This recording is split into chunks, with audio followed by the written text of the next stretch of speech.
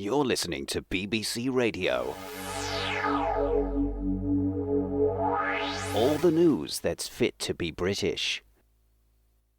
Thank you for listening to BBC News. I'm Nigel Crudge. We continue our special documentary series on American culture and politics, America, the New Middle Ages. And now we return to America with BBC Radio special correspondent Clifford Overbridge.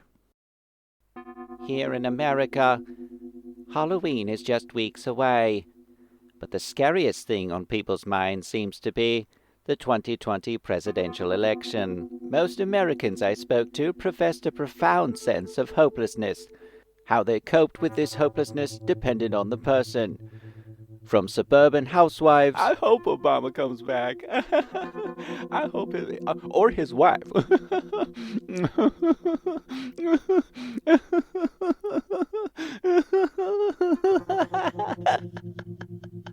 I hope he comes.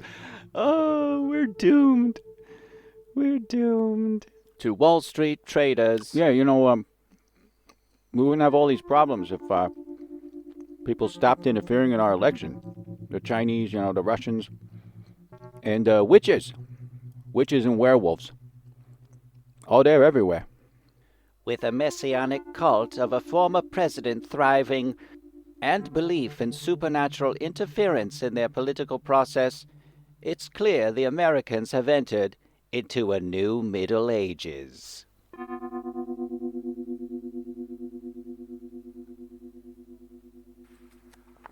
I come out here and try to harvest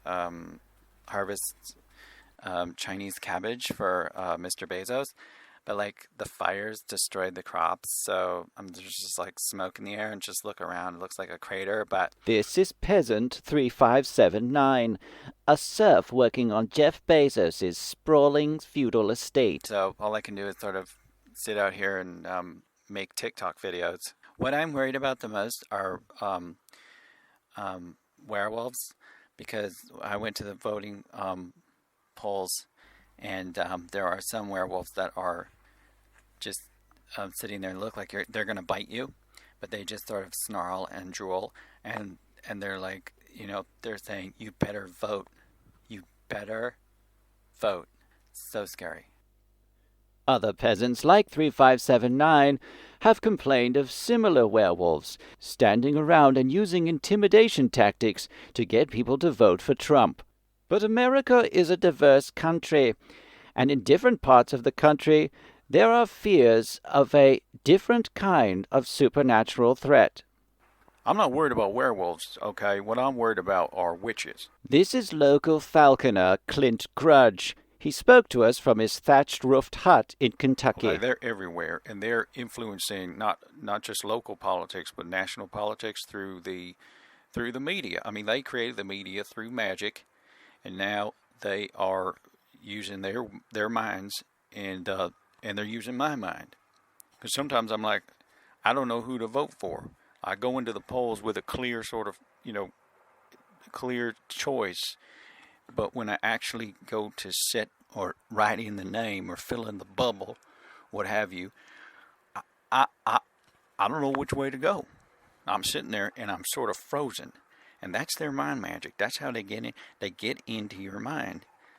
And they sort of, they jimmy rig it. They jack up your mind. But it's not only commoners who feel this way.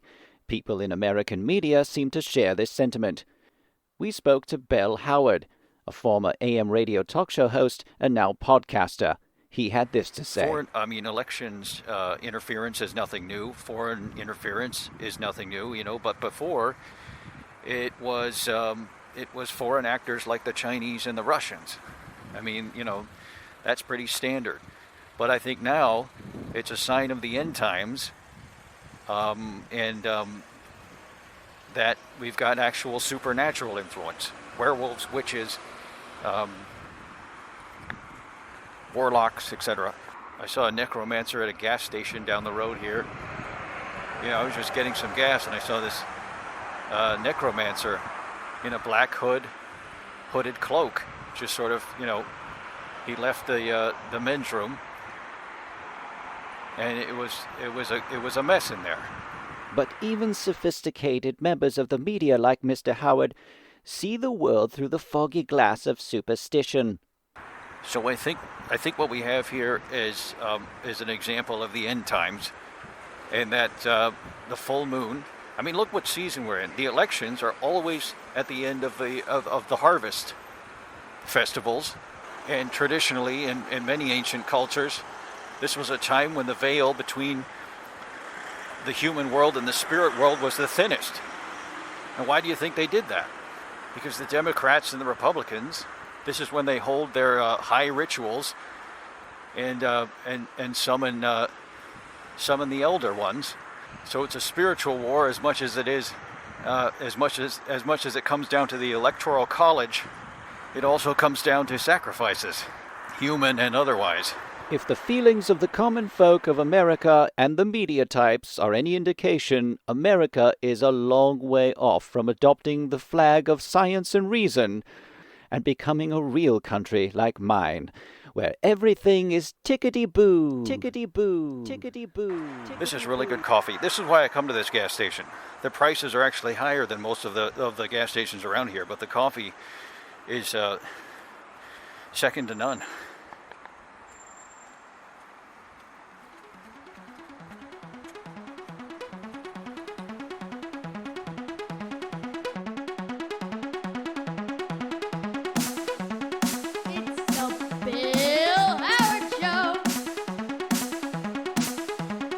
Broadcasting live from a sea of technocratic nonsense on an island of freedom. It's the Bell Howard Show.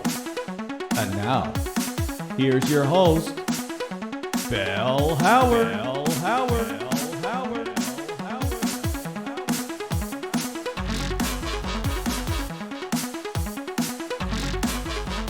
We're in the middle of a pandemic, and we're looking at political strife like we haven't seen since the Civil War. All the more reason to swim ashore this island of freedom. You know, a lot of friends have been emailing me and asking me, you know, what apocalyptic cult should I join? And I just say, you know what whichever one doesn't have free love in their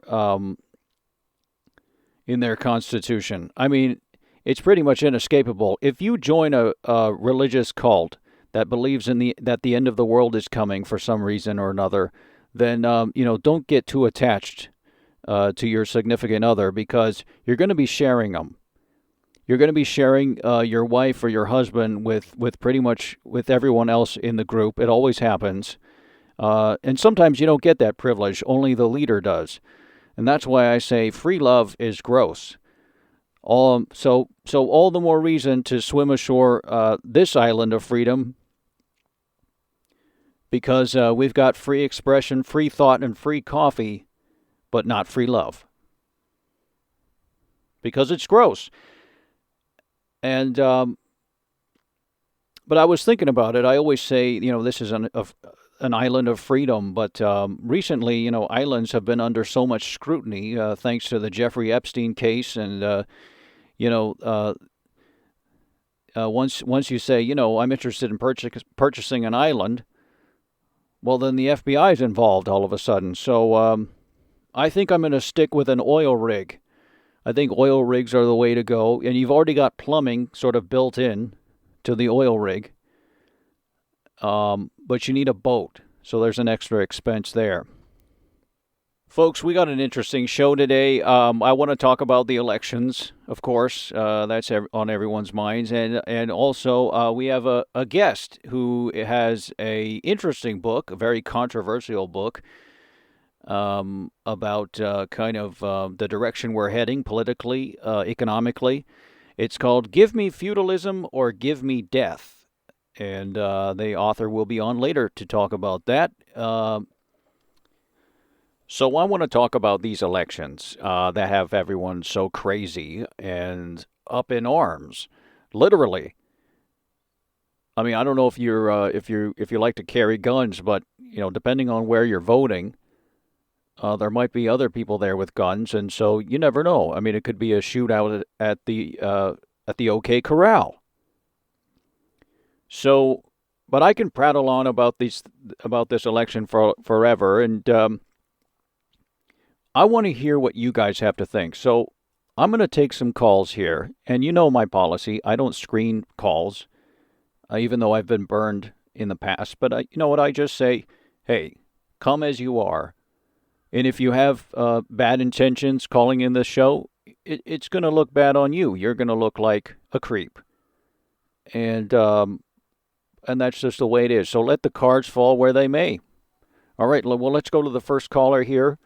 Hello, you're on the Bell Howard Show. You pig.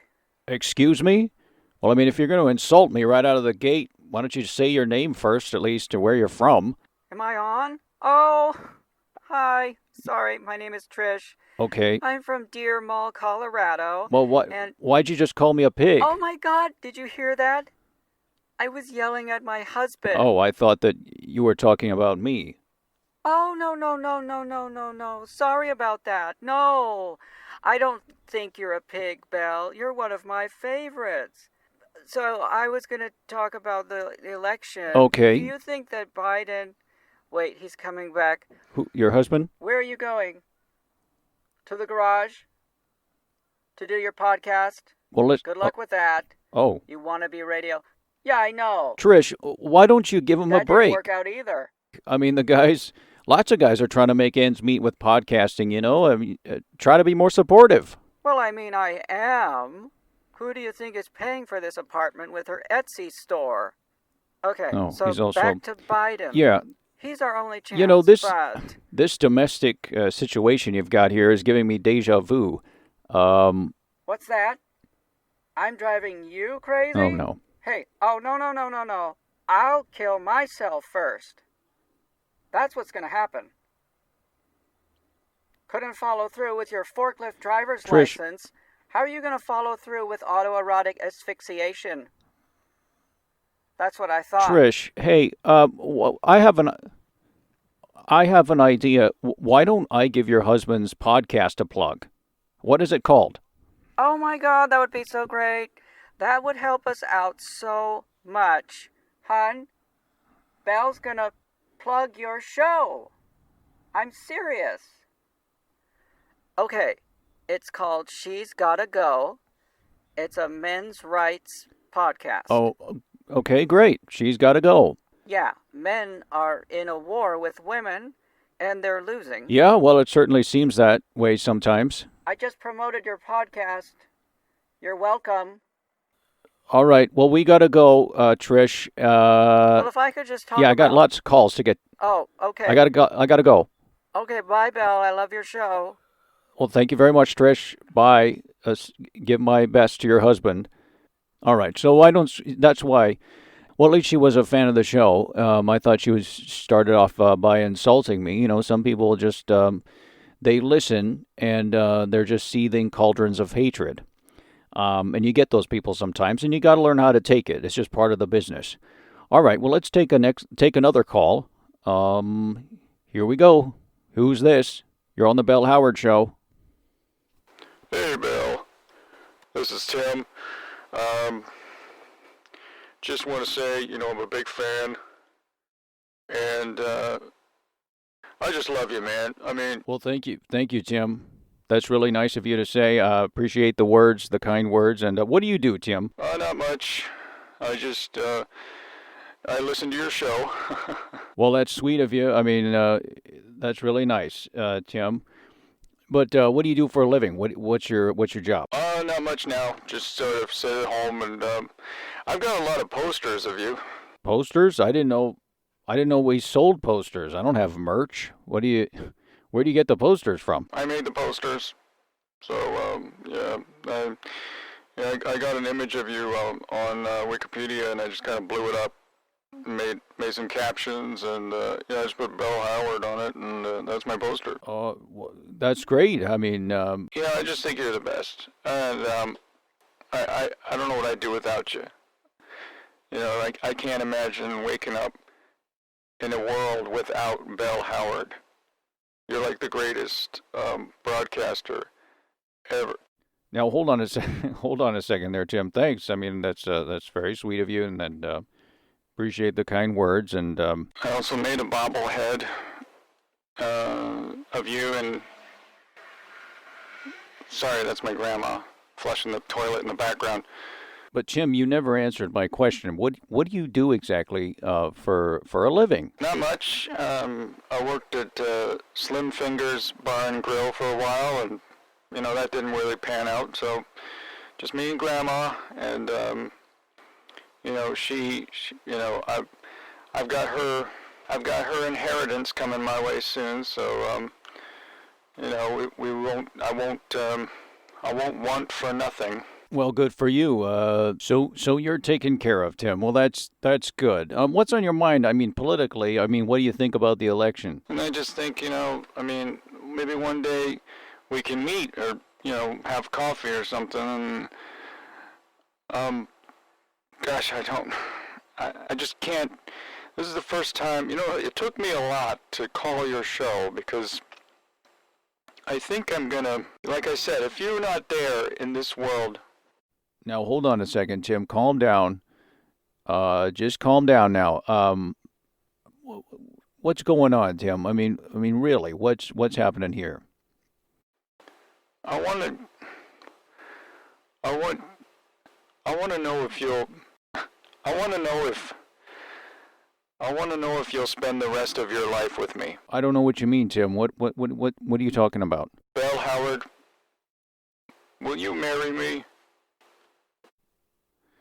Jim, we got to go. I think my mother's calling. She's in a nursing home, and you know how things are with COVID these days. So I got to go right now, Tim. Thank you so much for the call.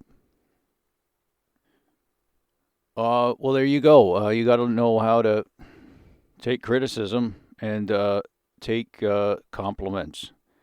Take compliments. That's another skill you need in this business. All right, folks, when we come back, we're going to... I don't know what we're going to do. That threw me off the rails a second here. Let's go to a break. Do we have a commercial? Let's play some music. This is Hall & Oates. I can't cope with that or something.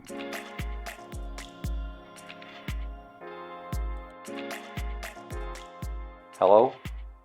Yeah, I'd like to order 3 cheese pizzas. But can you just put them all in the same box? Just stuff them in there as much as you can.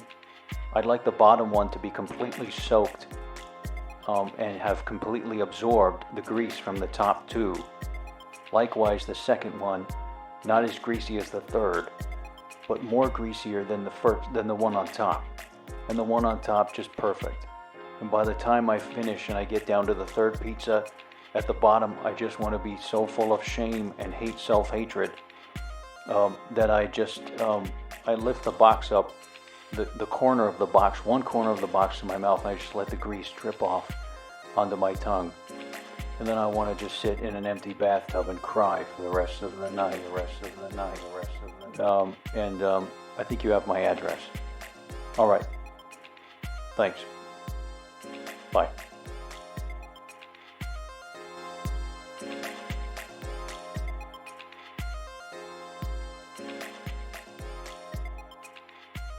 All right, folks. Well, on the phone now, we have author Benjamin Bede, and he's just written a book called Give Me Feudalism or Give Me Death, a controversial look at democracy and where we're headed.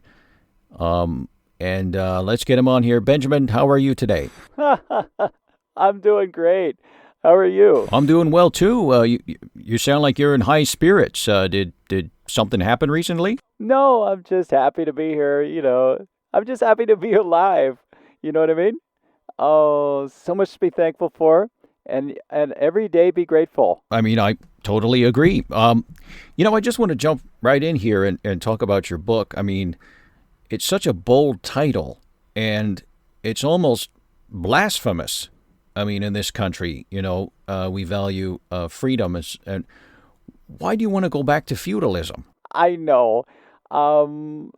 People are really angry about the title. But no, but see, this was a time of stability. What I see happening is in America, particularly, um, democracy has totally failed. So, we put our faith, rightly so, more in great men than we do in our institutions. So, for example, Jeff Bezos, he's a genius, and he deserves to have a fiefdom. Actually, he kind of does. His Amazon warehouses, they're great examples. And I think because we value efficiency uh, and capitalism over human safety, I think we fit right into this sort of medieval mindset. Well, I always thought we were progressing. I mean, we were starting from serfdom and basically slavery and throwing off those shackles and rising up against an aristocracy. I mean, that was progress, right? So aren't we freer than we were before? I mean, why do you want to go back to that old system? I mean, it's not so much a class thing anymore, is it? It's more of a evolutionary problem, and from an evolutionary standpoint, these elites have evolved past us, most of us, and so hopefully, I'm crossing my fingers here. They're gonna offer me a job and totally be down with working with me because you don't want to be left out of these fiefdoms. In the future, in 10 years or so, you don't want to be out in the cold because you will be in a Mad Max hell and you won't be able to cope, especially if you're not accustomed to violence. Wow, so that's really a dark picture you've painted there for us. I know. How did you come to this way of thinking? I mean, were you a history major, or were you traumatized as a child? Gosh, in college, I just played so much World of Warcraft and also Skyrim. For you, I mean, I guess it's just the same as online classes and people learning, through the internet, right? Yeah. In your book, you write that America tends toward a hardcore aristocracy of capital. In other words, capital is the top of an unquestioned hierarchy, but aren't we working against that? I mean, aren't we working to put some balance back into the system? I mean, it tends that way, but it doesn't have to be that way, right? I mean, that's what, especially people on the left would argue. I mean, that's what we got to work for. That's what the people have to work for, so that we don't, so that we aren't ruled by corporate elites. Well, I mean, the left can have all the collectivism they want now. Once they're in the secure confines of the Bezos or Gates or Musk's fiefdom, and they can distribute anything they want. They just have to pay homage and give the Lord his share. In fact, this is probably the best chance socialists have to live in a society based on mutual aid. As long as there's a tech giant lording over them, they can be safe and happy and confident that they are doing God's work and contributing to the natural order of things. Okay, so what about money? I mean, we're going to be living in these fiefdoms. I mean, do we still have the dollar? Do we still have? Oh no, there's going to be this credit system. It's going to be this great credit system, and it's based on just what you look like. The Lord Bezos and his retainers can just look at you and decide how much you're worth. It's that simple. Are you doing the work? They're going to look at, are you coming in on time and working extra hours? And are you going to church every Sunday? Now, you just mentioned church. And in this new order, is this secular? Is this secular? Sounds kind of vague. No, we're going to live under a ecclesiastical dynasty. I'm sorry, are you speaking English still? Or what did you say? An ecclesiastical dynasty that would put Lord Primarch Trump at the very top of this universal church. It's not that complicated. I mean, this kind of sounds like Catholicism. And this sounds like what the church used to be in the Middle Ages. The authority and the power and the might that they used to have. Yeah, kind of. You know, I'm going to ask you a question, and you just tell me straight out, okay? Be honest. Are you a traditional Catholic? I mean, are you trying to retool? Do you want to retool the system of government that we have so that it resembles the Catholic Church? Okay, you're just making beeping noises now. I don't know. I don't understand what's. And you're making static noise too. Stop it. All right, now you're just pretending to break up. Well, you know what? Thank you so much for your time. Maybe we'll talk to you again. Well, folks, it sounds like an interesting book, and it is. It's a good read, but keep in mind it's a traditional Catholic Trojan horse. So, you know, if you know someone like that in your family, if there's a trad cath in your family, then it would make a great stocking stuffer for Christmas. I'm thinking of my friend Kathy. She's a traditional Catholic. We call her Traddy Kathy, and I'll definitely be picking up this one for her.